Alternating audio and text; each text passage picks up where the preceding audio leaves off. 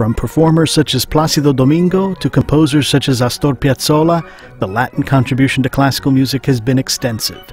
Concierto celebrates the rich diversity of Hispanic classical artists every week, in English and in Spanish.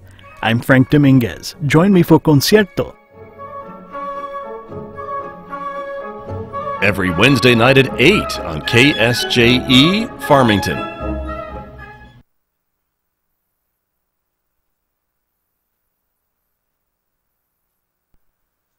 KSJE is supported by San Juan Regional Medical Center, your community hospital with a rich heritage that dates back to before New Mexico was a state. We've been improving the health of the Four Corners since 1910. As a nonprofit hospital, San Juan Regional Medical Center is a values-driven organization. We strive to deliver on our mission to personalize health care and create vitality and enthusiasm in healing. We are here for you when you need us, offering a comprehensive range of inpatient, outpatient, and emergency care services. Hello again. There's nothing like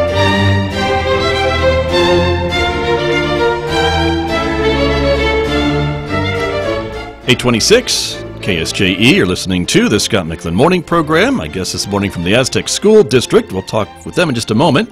Weather forecast, though, we have a pretty sunny and mild Monday with a high of 63 today.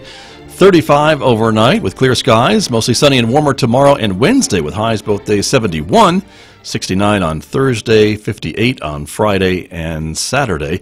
Overnight lows in the mid to lower 30s by the end of the week. Outside our studios here at San Juan College at the moment, it is 35 degrees. I'm Scott Michlin, as I mentioned. My guest this morning from the Aztec School District, Superintendent Kirk Carpenter, is here. Once again, good morning. Good morning, Scott. Also, Deputy Superintendent Tanya Prokop is here. Good morning to you. Good morning. And thank you both for coming in on a Monday after spring break to bring us up to speed on things happening in Aztec schools. We were talking a bit about the legislative session and the budget changes that are coming to all schools in New Mexico, public schools that is, with increased funding and increased salaries for teachers and others. And my question goes back to you, Mr. Carpenter, is maintaining that, because I know when you raise someone's salary, that is a career commitment to that person while they're at the school. So in times when money is available, that's great. But if we run into tough times, and remember just a few years ago, the state was crawling back, scratching back dollars from school districts across the state. So does that concern you at all about maintaining this funding level of salaries? That's the biggest chunk of your budget. It does. I mean, when they say they fund it, not everything's funded. Right. We actually tried to see if somebody would put a bill forward to try to get the money they took away a couple of years ago, but that didn't happen. So that's still an issue that we have in the back of our minds. But nothing's always funded 100%, and there's always so asking, is it an issue or something we worry about? It absolutely is. However, there is a lot of it that they try to take in the best information. That's why reporting in school districts is such an important issue, as far as what teachers you have, what levels are they, and all the other people you have in your district, because what they do at the state level is take that information which is in the system and say, okay, here's where we're at the current moment. Obviously things can change. If we try to give a minimum 6%, or if we try to move, here's what's going to happen, and this is what it looks like. But what happens in districts is when you move a minimum salary level, like a level 2, to $50,000, in Aztec, where we have not been able, because we were one of the lowest per pupil funded districts, if you move a level 2 teacher to $50,000, we may have teachers in our district that have been teaching for 25 years that may be at 54, or maybe barely, not even that high, maybe not even, and I may be over exaggerating. So it collapses your salary schedules, and all of a sudden now you have a teacher that's been teaching for 4 years that now is sitting at $50,000, and you have a teacher that's been teaching for 25 at 54. And how do you justify that? And so you have to try to find ways to move those teachers. Well, that all teachers, all of those, right? Yeah. All. And even with that 6% raise of a teacher at 54, and again, that may be an exaggeration. That teacher may not be that high. That's not funded necessarily. That the 6% raise off that 54,000 should be, but there are examples throughout salary schedules where moving staff may not be funded, and so that has to come from a district's cash balance, which is again another reason why a couple years ago we said, do not take our money. These are things we need our money for. These are the reasons why we have it, amongst other reasons. And the other thing that happens, Scott, too, is with administration, principals, they change salaries, rightfully so. And but there are examples even with that, especially if you look at elementary assistants, what they did with those things. $60,000 is what an elementary assistant makes, but when you look at the minimums of what they had projected out for the level 3 teachers in just a few years, an elementary teacher will make about $200 less than what an elementary assistant principal. So there are things like that that they need to also look at. But the other thing too, there are also issues with where are we with district level administration in some districts as well. There's a whole lot of things that still need to be looked at, because as you start moving salaries of principals, examples in our district, when you look at daily rates, when you look at daily rates of salaries and you look when they move principal salaries, it's absolutely necessary. It's the right thing to do, because as you move teacher salaries, you need to move principal salaries. But when you do that, it also affects what you're doing with principal salaries compared to those that work 12 months that are assistant superintendents, deputy superintendents. So there are those kinds of things that are not necessarily funded at the district level. It's not about adding more, but it's about, again, the equity and making sure that you're being fair to your people. And so it does become difficult. And it's not a pity party. It's accepting it, doing what's right and fair for your people, but also for the people to understand that a lot of those things may not be funded. And those are the unintended consequences of saying, okay, we need to make sure we can do this. Maybe this year you can do most of it is funded, but as you said, it's reoccurring. And it's great. We are absolutely ecstatic about having the opportunity to do this with revenue, but you want to make sure you can continue to do this and be fair for your people, and make sure, most importantly, first and foremost, that we continue to put money into the classroom like we need to, and we are proud about the percent we put in there. On the other side, we always, in some respects, get chastised to say, look at the percent you're spending on administration. People need to be mindful that in some respects we're directed. You will give principals a certain amount of money. You will give principals a certain percent increase. That drives up the percent that you spend on administration. In return, we have to do the same thing at other administrators. Those are higher salaries. So the percent that it looks like you're spending on administration increases. In many respects, it's mandated. And so by all means, they come in and say, you're spending more on administration, look at the percent. Yes, we are. A lot of it is mandated to do so, especially in districts our size. And so it looks like we're taking money out of the classroom or not. We're doing exactly what we've been legislated to do. So it's absolutely a balance. It's important, but I will assure you, first and foremost, nothing is more important than what we do, and the money we put in the classroom will always continue to do that. And we're very thankful for the work they've done to provide the raises they have for everybody.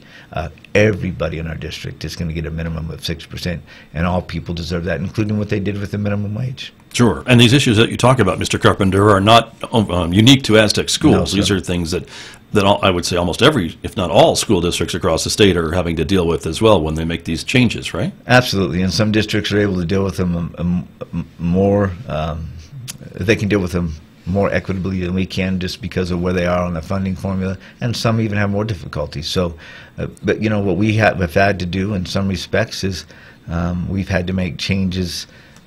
Because of enrollment, we're dealing with that too. We're going to see a decrease in enrollment. We've lost about 150 kids from last year, which is unbelievable. So that's another thing we're going to be dealing with. But again, we roll up our sleeves and we deal with it, and that's what we will do. So, but every district's facing a lot of the same thing, and we're just very thankful that we've had such great revenue. And so, as much as we talk about the challenges, they're not challenges, they're opportunities. They're opportunities for us to look at what we can do and do the right thing for kids and staff, and that's what we will do.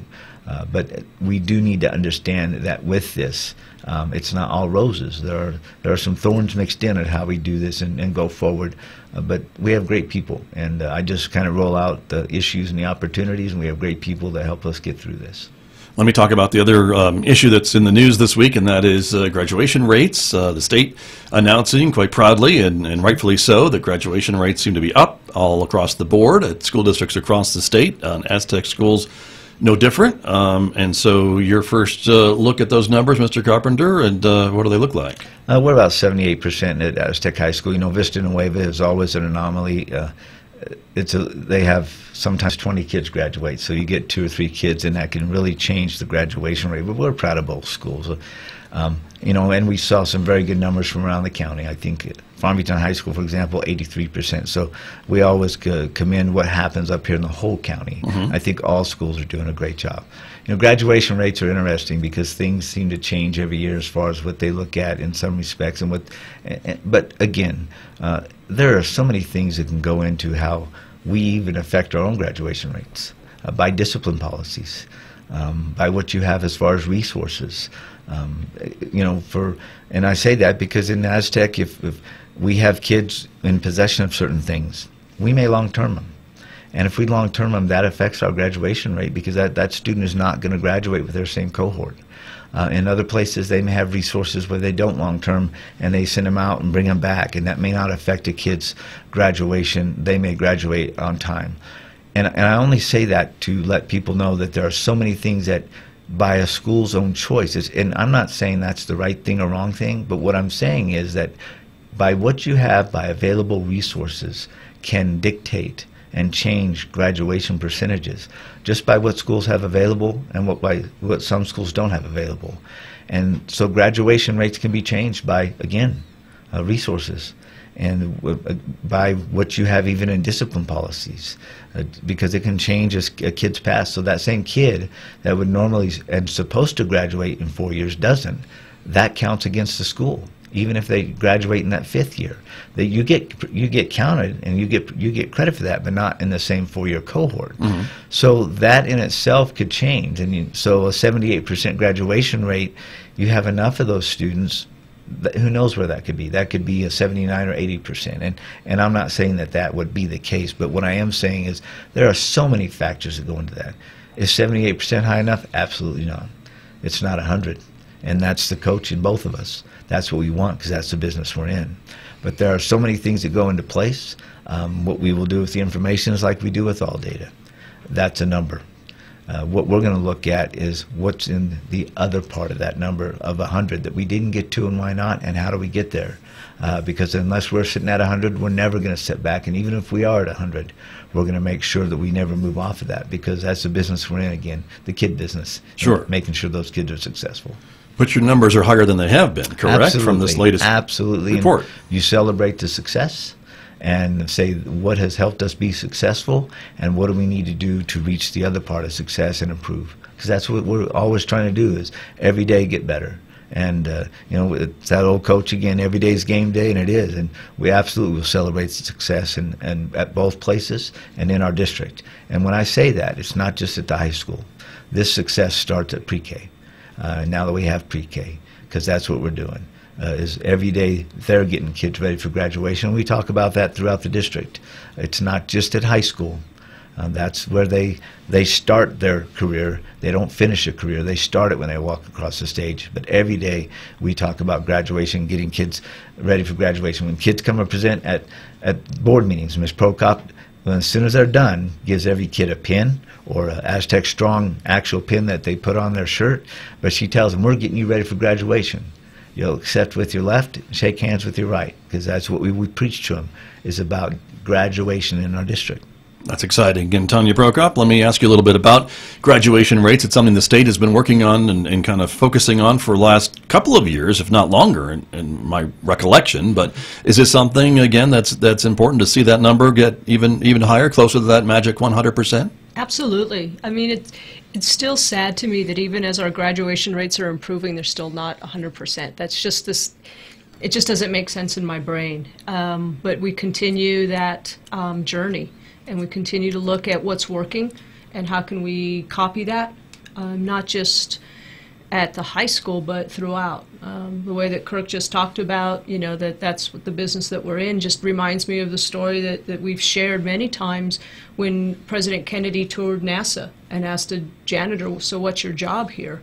And the janitor says it's to put a man on the moon. That's what we look for in Aztec schools, that no matter who you talk to, It's to make sure that, you know, every kid graduates. The thing that is like this mixed bag is there are kids that graduating from high school, it's not their story. And maybe their story is to get a GED because of whatever circumstance life has given them or they've gotten themselves into. And it's unfortunate that those kiddos that need to take that route, we don't necessarily get credit for those kids once they do get their GED. When we sign off that they're dropping out of school. Right. And that's like one of the hardest pieces of papers to sign. And I know that Kirk does it, and so do I, that when we're given that piece of paper, we conference with the family beforehand.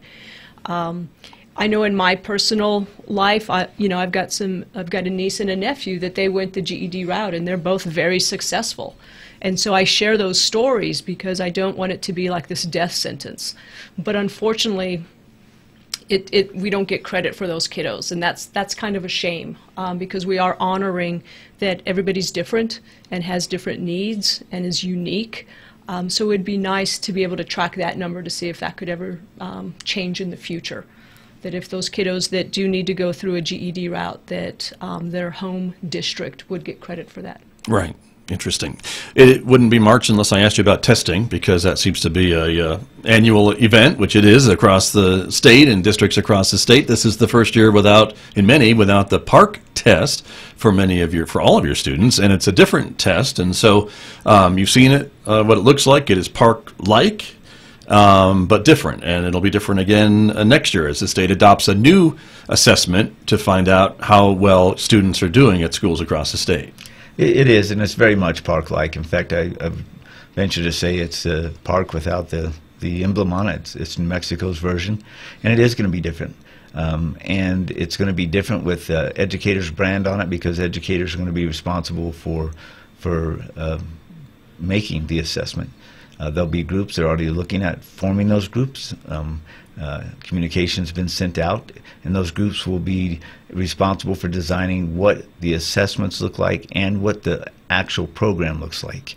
I'm encouraged by what the new public education department is doing with communication, what they're doing with collaboration. I've said it many times, I have hope that for our students in our state that we're going to move forward, that we're not going to be given reform through legislation, that we're going to transform education through communication and collaboration. And that's going to be including our assessment. Whether assessment looks to, we have to have assessment, I understand. You know, you have to stop at ports along when you take a cruise. And that's kind of what we do in education. As we take our students on a cruise from pre-K through graduation, we need to stop at ports of call and check and see how things are going. We do more what people call testing. When you do assessments like interim assessments, which are every 9 weeks or so, those aren't tests, those are assessments. We're assessing. It's like a checkup that we do. We need to check and see how we're doing as humans. We need to check and see how learning's going for our students. And every so many years, we do need to test, a standardized test, to see how kids are doing. And so I hope that we can get to that in our state. Allow us as schools to do things and see how our interns are going, make sure they're aligned with our standards, and we can tell you how our students are doing. We have the pulse on our students. And then every 4 years or so, then let's check and see how we're doing compared to everybody, whether it's nationally or around across the state. But let's don't keep testing our kids every single year. We're taking a lot of academic time. And I'm probably giving my personal opinion, but every 4 years, let's check. And then can we go to a national standardized test at the high school, ACT, SAT? Those are the types of conversations that are happening. And I'm encouraged. I'm not saying that's the way it's going to go, and I'm not saying it has to go that way because Kirk Carpenter feels that way. But I think that we have more conversation, and we're going to have conversation. And Scott, there's far more educated minds that are going to be able to have even better conversation, because there's people out there that forgot more than I'll ever know. But I think the idea that we will have those people at the table having authentic conversations and that we will be heard is encouraging. And the right thing, whatever it is, will be decided because people will be heard. and that, again, we'll be transforming things, and it's going to happen, and whatever comes out, then we'll stand behind it, we'll move forward. But this year, it's a different test, it's shorter, and so the governor stood firm saying she's going to change things, and she did, and so we're excited about that, and we look for good things to come out of it. Any advice for parents, for their students, if students are a little concerned about this different test? They were getting ready for the park, and now it's a little bit different, and of course they want to be able to show how much they have learned in school. No, I think what they need to understand is this test is probably identical to park. It has a different brand because they've shortened it, but the types of questions will be, I would think, very much identical. It's shortened, and to be excited about the opportunity to spend less time testing and more time showing what they've learned. This is a time for them to celebrate their learning, time for them to celebrate the great teachers they have, the great school systems they have. We worry too much about testing. It's game day. They've been practicing, learning. It's time to shine. And I think we too much have that stigma about what testing is all about. It's time to shine. You have great teachers. This county is great school systems, so it's time for us to show that. We love playing on Friday night. Well, it may be Monday morning when you're taking that test. So that's game day for education. It's the most important thing we do. It's not Friday night when the lights are on. That's something we get to do because of education. So let's turn on the classroom lights and let's shine. And so let's create that kind of excitement for little Johnny who's walking out the door to go take that test. Let's dress him up and let's go to work. That's what we're doing. That's like we said, we're in the kid business, and education's our business. So let's get excited about that. Let's create that kind of excitement. This is game day. This is what you're doing. You're going to do the best you can on that test. And how do we create that excitement? You know, let's fill the boardroom when we're going to fire a coach. Well, what if we're going to fire an English teacher? That's what we need to do. Let's reverse this whole thing. So the advice is, don't worry about it. It's the same. It's shorter. Get excited about it. Get your students excited about showing what they've learned, because, by the way, that's what we send them to school. We want the best education for them. Here's an opportunity to show. And with this different test, do you feel you'll get the same type of data that you've gotten from the past to be able to kind of see how students are doing and what changes you may need to make to instruction or curriculum as the students and you move forward? Sure, because we're still measuring Common Core. We're still measuring, again, the questions are going to be very much park-like. I think as we make transitions in the future, then that's when we may have a baseline year, and then from there we'll have to, have that 1 year where it would be baseline, but we have to have a standard tool. But I think as we go forward, then that's when we'll have to ask that same question. So this time next year we may be talking about baseline years. For this year, yes, I think we're going to have some very common places to be able to have common conversations around the curriculum, because we're still talking about Common Core. Okay, very good. In the minutes we have remaining this morning, Mr. Carpenter and Tanya Prokop, your impressions of the new administration. I don't want to get political necessarily, but you deal a lot with the public education department, and there's a new administration, and so do these changes seem positive? Are they listening to the districts from around the state? You talked about maybe having a more collaborative relationship maybe than you've had in the past, and I know you haven't been shy about voicing some of your thoughts about things in the past. So tell me what you think for the next 4 years. I think they're off to a good start. And Scott, I think the biggest thing is it's one thing to listen, it's one thing to hear. The other is the action you take. Changes can't be made from the top, and changes can't be made by directing people. They have to be made by engaging people in a grassroots effort. And I truly believe this administration wants to do that. There are people in this administration that were part of being told what to do and how to do it. And I believe that this administration understands that their role is to transform education, not through legislation, but by listening to people through collaboration. And so I think, to me, that's what I see. Like I said, I have hope, personally. And I think we are in better shape moving forward, and that's what we're going to do. Don't get me wrong, there were a lot of great things and good things that happened with the past administration. I'm not here to bash.